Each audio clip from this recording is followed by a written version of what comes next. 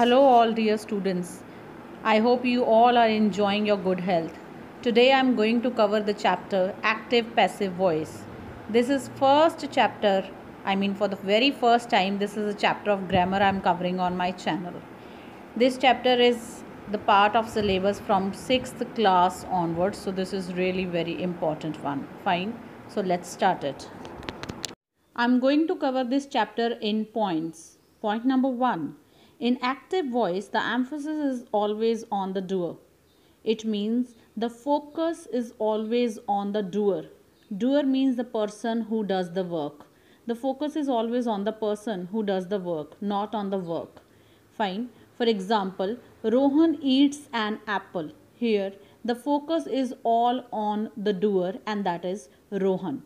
In passive voice, the emphasis is always on the work done by the doer. It means in passive voice, the work is more important than the doer. For example, an apple is eaten by Rohan. In this sentence, we are more concerned about the work done by Rohan, not about Rohan. And that is, an apple is eaten. Fine. Point number 2. As the doer is not important in passive voice, so many a times we don't mention the doer. For example, the song was sung melodiously. In this example, we don't know who sung the song. Now we are not concerned about the person who has done the work. We are more concerned about the work because this is passive voice. Let's see some more example. He was helped in the time of need. In this example, we don't know who helped him. Fine. So we don't know the doer. We just know the work done by the doer. So it's a passive voice as work is more important than the doer. Next thing to know is three arrow theory. This is very important theory which makes our work very easy for changing active to passive and passive to active. Let's see some examples. Let's pick up the same sentence. Rohan eats an apple. Now we apply three arrow theory on this, and after applying three arrow theory, see the result. An apple is eaten by Rohan. You can see in the picture that how I have brought the object to the next position and made it the subject, and the subject changes into the object and the verb changes into V3. Fine. And according to the tense we have used the helping verb. So this is known as three arrow theory. By applying this three arrow theory, you can easily get the answer. You can change from active to passive and passive to active. Now let's add one more word to the same sentence and again try to change it by applying three arrow theory. You can see I have added a word every day. Rohan eats an apple every day. Now we will not count this word every day in three arrow theory because this is not subject, this is not object, and this is not verb. Whenever we have to change active to passive or passive to active, the first and the foremost thing which we have to do is to identify in the given sentence a subject, verb and object. Here every day is adverb and we don't need it. Fine. So after changing the sentence, we will keep the word every day there only. Next is sometimes active voice can't be changed into passive voice, and the reason is the verb used in the given sentence is intransitive verb. For example, he was walking along the river. Even after applying the three arrow theory, we cannot change this active voice into passive voice. Why? Because after changing it from active to passive, the meaning will not be same. This you also have to remember that whenever we change active to passive or passive to active, the meaning of both the sentences should be same. And if you have intransitive verb in the given sentence, it cannot be changed into passive voice because the meaning will change. If you people remember, we have done this chapter in class 7th DAV board, transitive and intransitive verb. We know it very well that intransitive verb cannot change into passive voice. We generally identify the intransitive verb by using the word what or whom in the given sentence. For example, he was walking what? He was walking whom? We have to apply what or whom after the verb, and if we will get the answer, then it is transitive, and if we will not get the answer, then it is intransitive verb. So here Walking is intransitive verb and cannot be changed into passive voice. In other words, it does not have any object. This sentence doesn't have any object. The work is not done on any object, so it cannot be changed into passive. Let's see some interrogative sentences. Interrogative sentences should be changed into a simple sentence first and use three arrow theory, as you can see in the picture, and later on the helping verb will should bring in front of the sentence and then change into interrogative sentence. You can see in the picture that we change this into simple sentence and then we brought the verb will in front of the sentence to make it interrogative passive. Let's see one more sentence. Who eats an apple? An apple will become subject in passive. Eat turns into V3 eaten is because the given sentence is present indefinite, and who will change into by whom. By whom an apple is eaten.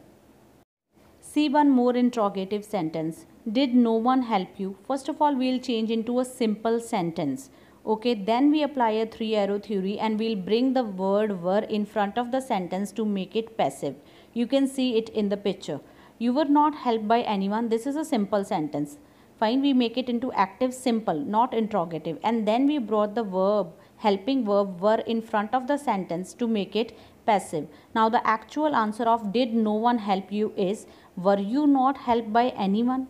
If you are not handy in changing active to passive, you can use this theory by changing interrogative into a simple sentence and then by bringing the helping verb in front of the sentence and changing into passive. Now please remember, the three arrow theory can be applied on active voice to change to passive and passive voice to change to active voice. Let's see one more example of passive voice. The lesson was taught by the teacher. We'll be changing into active voice by using three arrow theory. The teacher will become subject in active voice, the lesson will become object in active voice, and third form taught will convert into V2 and helping verb will not be used in active voice. So in both ways we can use three arrow theory to get our answer easily. Point number 4. The tense of active voice and passive voice is always same. If active voice is in present, passive voice will also be in present. If active voice is in past, passive voice will also be in past. If it is in future, passive voice will also be in future. So please remember, the tense of both the sentences should always be same. Let's see an example. Kumar plays piano on Sunday. Here this sentence is active sentence and it is in present indefinite tense. It means simple present tense. So when we will be changing it into passive voice, it will also be in simple present tense. We cannot change the tense, otherwise the answer will be wrong. Now let's see the answer of this active voice. Piano is played by Kumar on Sunday. On Sunday will remain there as it is showing time. Piano from object will become subject. Kumar from subject will turn into object. Plays was in present tense. It will change into V3, and according to present tense of the active voice, in passive voice we'll be using the helping verb is. So the tense of these both sentences, active and passive, is same. That is present tense. Now see the same sentence in past indefinite tense. Kumar played piano yesterday. Yesterday will remain there as it is showing the time. Piano will become the subject in passive voice. Kumar will become object in passive voice, and played was already in past tense. So we will be using only was with that, because piano is also a singular. So we will be using was, and we are using was because the active sentence was in past tense. So you can see that active and passive, both the sentences are in past tense here. Fine, so we cannot change the tense. We have to consider this thing that the tense of both the sentences, active and passive, should be same. Okay, only then you will be getting the right answer. Otherwise your answer will be wrong. Now let's see point number 5. When a sentence in active voice has two objects, either object can be made the subject in passive voice. Now here we are talking about the active sentences which have two objects, and while changing into passive sentence by using the three arrow theory, we can pick up any object and change it into passive sentence. It depends upon us. Such type of active sentences generally has generally have two answers, and both the answers are considered right by the teachers in your exam. You can see example, our father gave us money. In this sentence, us and money both are objects. Us is indirect object and money is direct object. So when we are applying three arrow theory, it will become money was given to us by our father. But it has one more answer. Let's see that answer, and that is, we were given the money by our father. We were given the money by our father. Both the answers are right and both are acceptable in your exams. You will be getting marks even if you're writing any of these. Okay, let's see one more example. We lent some money to Nitin. In this sentence, we is subject, lent is verb, some money is indirect object, and to Nitin is direct object. So we can have two answers of this active voice also. Some money was lent to Nitin by us, and Nitin was lent some money by us. Both the answers are correct and acceptable in your exams. Now let's see four main steps of changing active voice to passive voice and vice versa, means passive voice to active voice. These four steps are very important. If you follow all these four steps in your exams for changing active to passive and passive to active, your answer will be correct. Fine. So let's start this one. This is the last part of the chapter. Step number 1. Identify subject, verb and object in the given sentence. For example, you have given an active sentence in the paper. First thing you have to do is to underline the subject in that, identify and underline subject, and then verb and then object, so that you can easily apply three arrow theory on that.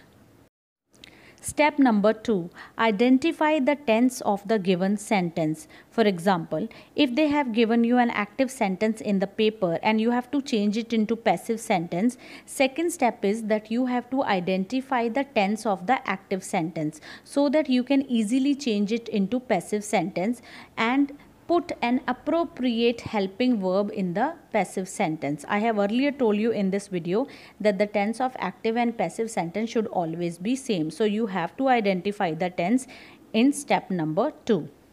Step number 3. Apply three arrow theory.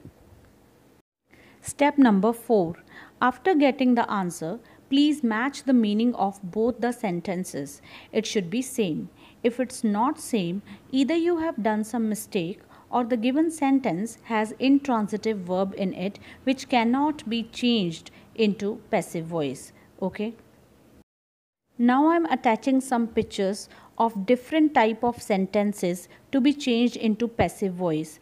You should do the practice of these sentences in your notebooks so that you become handy with changing of active to passive and passive to active. Or you can take the screenshots and later on do it in your notebooks, but doing these is this is very compulsory, otherwise you will not be able to understand of changing different type of sentences into passive, like simple, like interrogative, imperative, such type of sentences you would not be able to do. So please do practice by taking the screenshot of these pictures and later on doing in your language notebooks, or you can do in any other notebooks, but especially for students of my school, of my class, I'm saying do it in language notebooks. Okay. One more thing I would like to tell you, that in 6th standard we give simple sentence to change into passive voice. In 7th also in one semester we give it in the same way, but in the finals of 7th and later on in 8th and 9th we always give it in the form of procedures. So I have got the demand of that also, so certainly I will be uploading one more video that how to do procedure. Procedure is a form of active passive voice. Okay, we use the rules of active and passive voice for doing procedures. Fine. So I will be uploading a small video of how to do procedures, because in exams of 8th standard especially it will come in the form of procedures, not in the form of sentences. In this picture you can see the sentences with the models may, have, etc., and you can change it into active to passive voice. Then have been, must have been, ought to, these are models, ought to and must have, how to change these. Then can, could, may, might, would, should, ought, sentences consisting of these models, how to change them into passive voice. Examples have been given in all the pictures. Fine. Then there are imperative sentences. You can change them into passive sentences by using all these rules given in the picture, and certain examples are given for you. Fine. These are also imperative sentences. Okay. And changing into infinitive sentences, these are for higher classes, I mean for 9th standard. Don't go deep into this one. Next is verbs and phrases. Then it is time to every type of sentence I have put in this video, but you please pick only according to your level. Now this is transitive, intransitive, which I have already told you that we cannot change intransitive verb into passive sentence. So I have already given you enough information about this chapter, and actually I have made this chapter according to the level of 6th, 7th and 8th class, even for the 9th, not for the higher one, but I have added everything into it. You please pick the things which are useful for you and leave the rest. Okay. And these screenshots will be really helpful for you. And please, at the end, don't forget to like, subscribe and share. Bye.